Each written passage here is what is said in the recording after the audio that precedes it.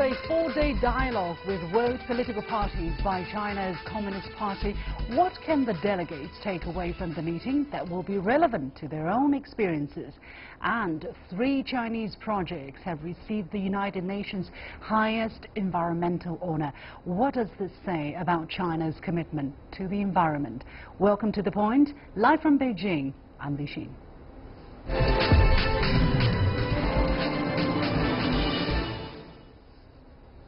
A groundbreaking dialogue between the Chinese Communist Party and world political parties ended in Beijing on Sunday. About 300 political parties and organizations from over 120 countries and regions attended the event. It is the first time for the CPC to hold such a high-level meeting with political parties worldwide, proposed by General Secretary of the CPC, Xi Jinping, to be institutionalized in the future. Now, why are these parties keen to understand the CPC's philosophy and experience in governance? What can they take away from China's proposed solution to today's problems? I caught up with Li Chen, Director and Senior Fellow from John L. Thornton China Center, the Brookings Institution.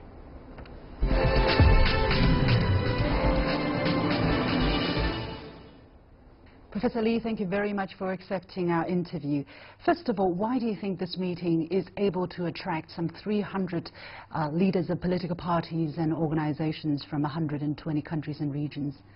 Because China become more and more influential, and to a certain extent also China's own governance has received a lot of attention for China's because the successful meeting of the 19th Party Congress.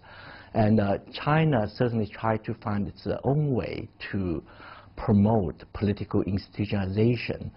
And as we know that China largely is a one-party state. But that doesn't necessarily mean that there's no institutional mechanism for power transfer, for check and balance.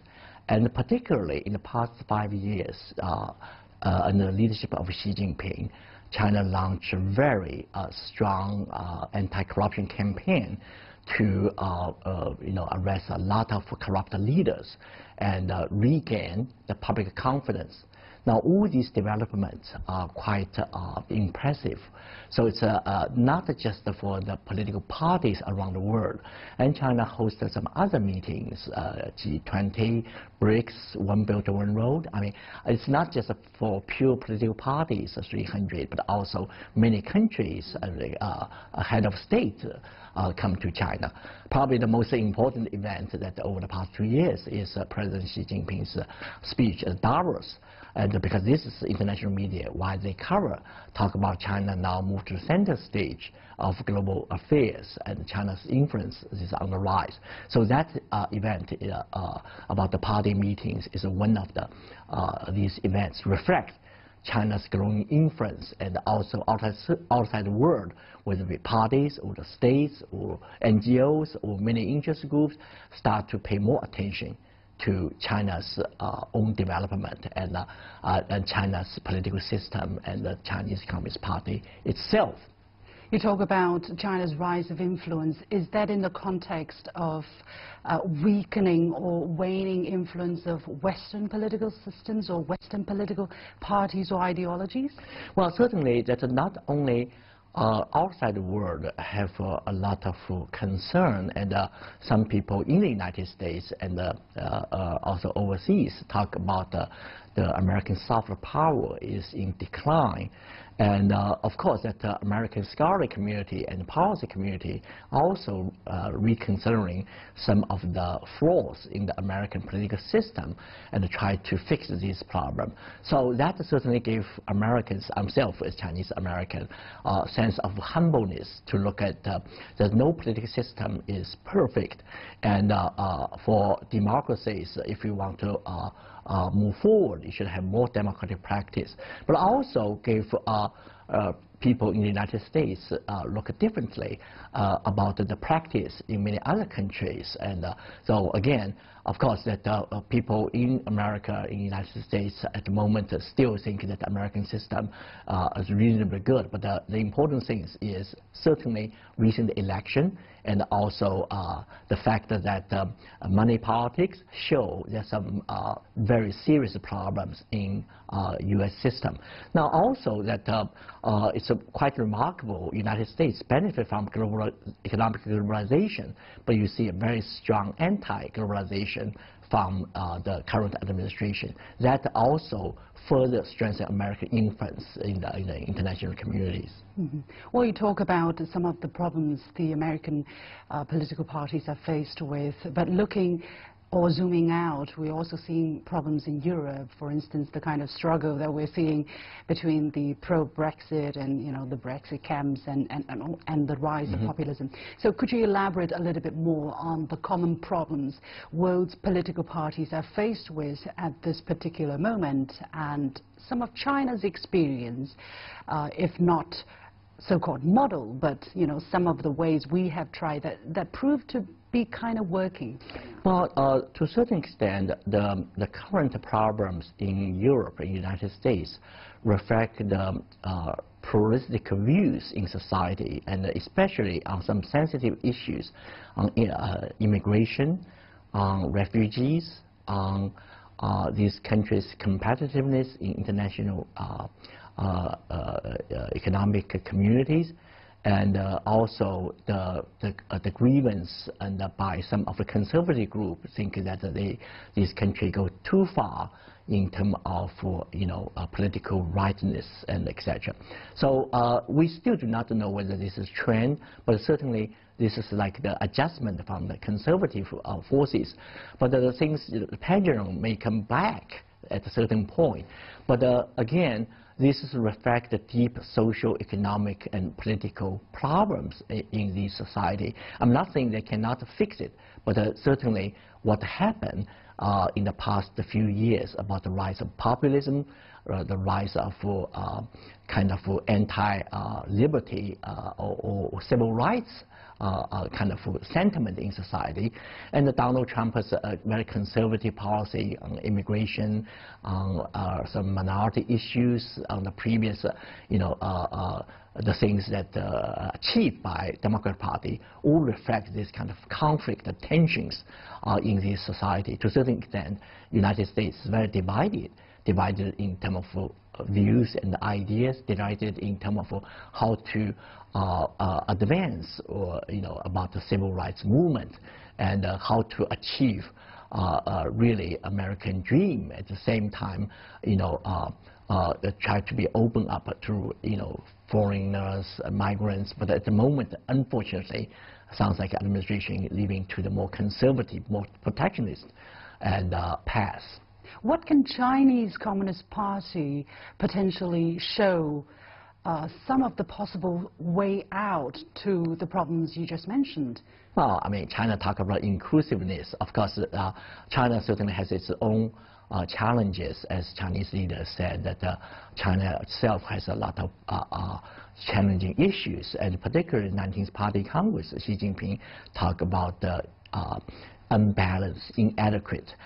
Certainly that can refer to many, many things, and in terms of unbalanced situation between new economy and old economy, between advanced region and less advanced region, between economic development and social political progress, and between market economy and the rule of law. And I mean, just give you a lot of room for imagination. But I think ultimately Chinese leaders want to address this problem, not avoid them.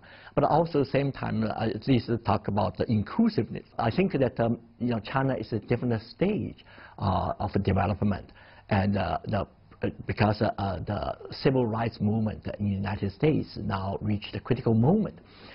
In China, the main emphasis at the moment is not about this issue, but something else. So it's a different level of development and a different concern. But at the same time, all these countries, whether in Europe, in China, in United States, are facing structure change, economic structure change. So you will create a lot of tensions. There will be new winners, new losers. But the good thing is China is determined or very sensitive about these challenges, try to reduce this kind of tensions. And also Xi Jinping at the 19th Party Congress mentioned that China wanted to get rid of the poverty population. The last group is roughly about 50 million people. Of course, we know that over the past 3 decades, China achieved a lot. About 300 million people got rid of the poverty, and based on the definition of that time. And certainly this is one of the remarkable stories or miracles in our time. The last group probably is the most difficult group, but Xi Jinping already have the timetable. This is another effort to reduce the tensions between different social classes. Absolutely, and maybe that is also why particularly a lot of political parties from the developing world are very much interested in hearing what China can say.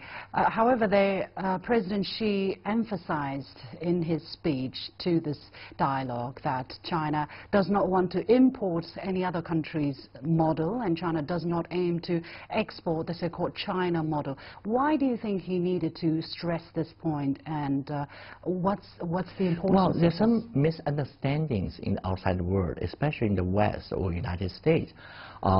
They interpreted the 19th Party Congress in a way that China emphasized socialism with Chinese characteristics, and they even think that China now found its own model, and whatever the Western scholars try to define.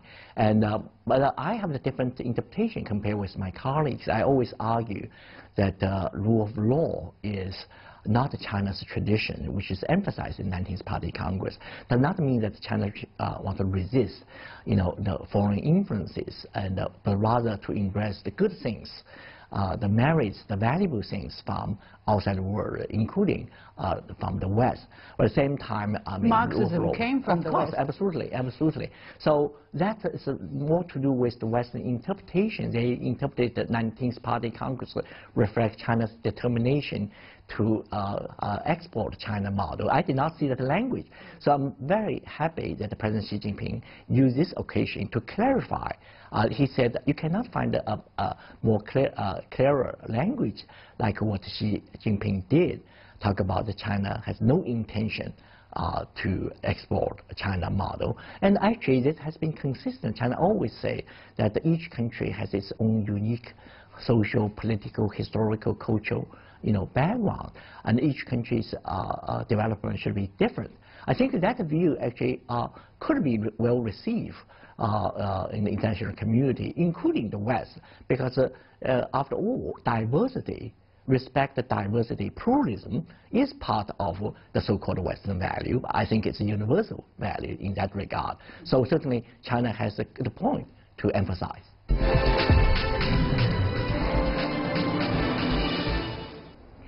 The Chinese afforestation community has won the United Nations' highest environmental honor. During the third meeting of the UN Environment Assembly in Nairobi, Kenya, Saihanba in North China's Hebei province won the title of Champion of the Earth for its reforestation efforts over the past 50 years for 3 generations. Now, some 75,000 hectares or 750 square kilometers of desert has been turned into the world's largest man-made forest. There are 2 other winners, also from China: Wang Wenbiao, a billionaire who reforested another desert, this time in North China's Inner Mongolia, and Mobike, a bike-sharing company, for exploring market-driven solutions to air pollution and climate change. As China has set out to build an environmentally friendly and ecologically sustainable country, what's the significance of these prizes being awarded to Chinese entities? Joining me for the discussion are Wu Changhua, Chair of China Redesign Hub, an innovation partnership among industry, schools of design and innovators, and Victor Gao, Global Counselor of Asia Society. Welcome to both of you to the show. Ms. Wu, let me come to you first. Tell us a bit about why these 3 projects are so special: Saihanba, Kubuchi, and Mobike. What strikes you the most? They represent successful business cases. They represent to the world community that there are solutions to address some of the biggest global challenges like climate change issues, the pollution issues, as well as actually the recovery of the ecosystem there as well. So yesterday, when 3 out of the 6 winners actually are from China, that's really a big sort of celebration happening yesterday. Mm-hmm. The reason why they were rewarded, I think I want to put that into the bigger picture, and they happened because if you look at it globally, the land degradation and desertification is literally threatening food security for human development, and it's threatening climate resilience, it's threatening biodiversity, threatening the homelands of many people living in those communities as well. And globally at the UN level, we set an agenda 2 years ago, and this is 2030 agenda. So by 2030, over this 15-year period between 2016 and 2030, global community decided to achieve zero new growth of desertification. But the reality is, we signed the Combating Desertification Convention back in 1992. Now the world the situation continues to deteriorate. So it's sort of depressing in a way. Say yes, we set the level of ambition, but somehow we're not delivering that at all. We're going the other way. So the successes from China, the champions actually offer the highlights or bright spots to tell everyone that there is a solution. If you pull the resources together, have the aspiration, there is a possibility to do so. So a beacon of hope in terms of what can possibly be achieved if you persist in your efforts. Mr. Gao, 3 out of the 6 awards this time given to Chinese either individuals or entities. What does that say?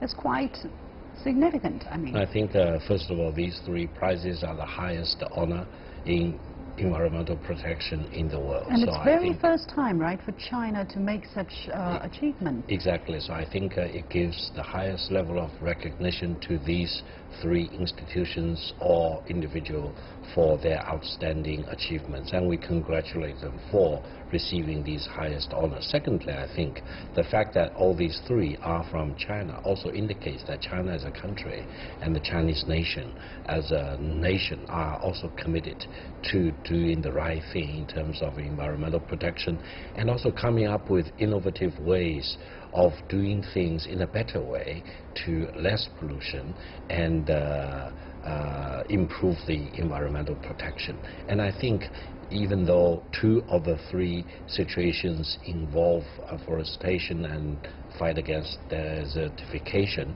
Mobike itself is highly innovative. It really comes up with a new way of transporting people from one place to another in a very innovative and creative manner, and it all of a sudden becomes a fashion in major cities in China, now spreading to medium and smaller cities in China, but also it hops to many other cities in almost all the continents in the world.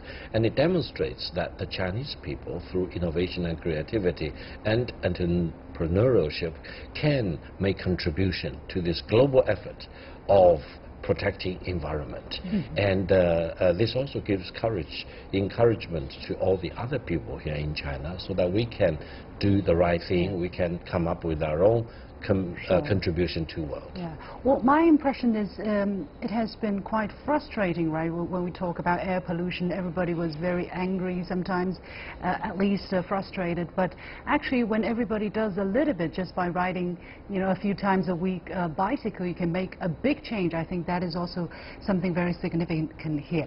But there are 2 afforestation projects we're talking about, Ms. Wu, Saihanba and Kubuchi. Why do you think this is particularly highlighted, and what make these 2 projects stand out among all the entries? Sure. I think the sense of urgency is a major reflection of why those 2 cases actually made it yesterday to the highest level of awards. As I mentioned, the UN sets targets, the SDG goal 15 already. So by 2030, at least actually, so 0 new growth of desertification. But what are the numbers actually? Let me put it the challenge. Today, globally, every year, we're losing about 13 million hectares of forest every year. 3.6 million hectares of land experiencing medium level and extreme degradations. every day we lose about 23 hectares of cultivated land. That's threatening our food safety, right? About 1.5 people literally affected by land degradation, desertification. So if food things say we have a target, but the trend continues to sort of deteriorating. So how do we get there, right? And then if you look at the two cases in China, one, they succeeded, right? They awarded yesterday. But in the meantime, if you look at time horizon, Saihanba took 55 years, Kubuchi took 30 years. So now we have only 13 years to go in order to deliver that sort of ambition. It's a huge challenge. I think that gets everyone's thinking. But the biggest difference, Victor mentioned the technology. Mobile is definitely is a sort of embodiment of the digital technology there. But also the technology tools are available today, like satellite, digital technologies, AR, and machine learning, whatever. So today we are equipped with more technology tools that we would be able to really take advantage of that, build those technology solutions into the challenges we're addressing. Just imagine we have the level of ambition, we have cases, we have proven, and we have technologies. As long as the will is there and the wisdom is put together, the resources put together, I know there's more hope that we'll be able, if not by 2030, achieving that target, but we will get there very soon. So progress is possible. What about China's desertification challenge? Because President Xi Jinping recently talked about the Saihanba case and called on the experience to be disseminated. How serious is China's desertification problem? China is also one of the countries suffering from land degradation. That's also why the two cases got so much high level of attention in China as well.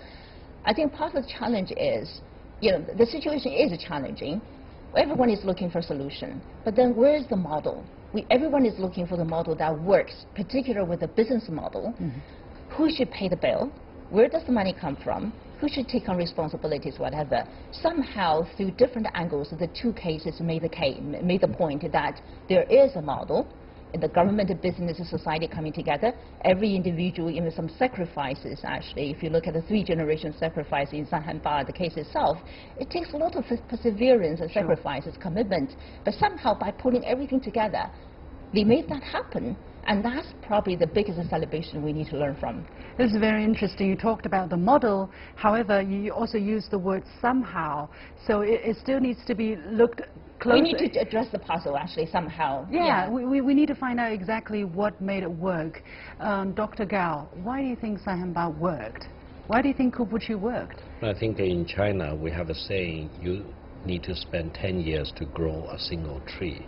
And I think to grow so many trees, to really bring back forest upon deserts, it takes decades time, and it really requires consistency, perseverance, dedication and commitment of all kinds of resources. And I think these two cases really speak eloquently about the level of commitment and dedication that everyone is involved in these two major initiatives, not only over 1 year or 2 years, over several decades. And I think this is truly a very heroic undertaking. In China, we also have a national tree planting day on March the 12th, which encourages every citizen in China to plant a tree or work together to plant a tree everywhere in China. And I think it really requires individual efforts to plant a tree or major campaign like these two cases across several decades, that we can really reverse the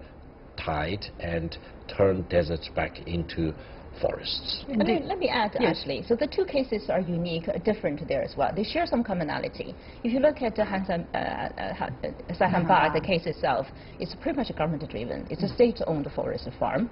So it's a set of political targets back in the early 1960s. Somehow, younger generation got there, totally devoted to the professional life and the personal life to that. Through that sort of difficult period of time, somebody made it. Then if you look at actually the Kubuchi, the alien group, is led by a private company. So they're unique in a way. See, who is the leadership, right, to start with? We have the two cases there. One is was led by the government, but the other one led by the business. But in the end, actually, if you look at Saihanba itself, it's not just the government doing that, and there are more private sectors coming on board as well, providing technology solutions. institutional support. If you look at the Kubuchi, it's not the company itself, government providing incentives or whatever. So it's a sort of that's a sort of core piece of the puzzle. Who should take the leadership? How they should structure the partnership? Who benefit from what? I guess that is also why both of these projects are awarded, highlighting the kind of possibility they have provided to communities in other parts of the world. You talked about growing problem of desertification. I really have very limited time left, but we know the Sahara Desert has been expanding over the past century. Could these two possible model, or the so-called China model, be duplicated to benefit other parts of the world? I think so. I think the rest of the world can learn from these three outstanding examples, including afforestation projects, and the people in Africa in particular can learn from these two cases and benefit by duplicating similar experiences back to Africa. I would say surely, I think the replication is possible, but it requires much more depth of knowledge and understanding in order to structure the solutions that suited to local situation.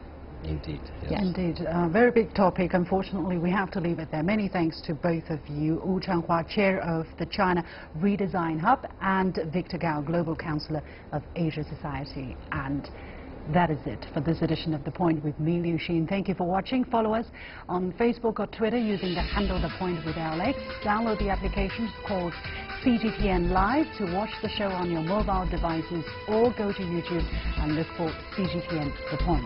Thanks for watching. You've got The Point.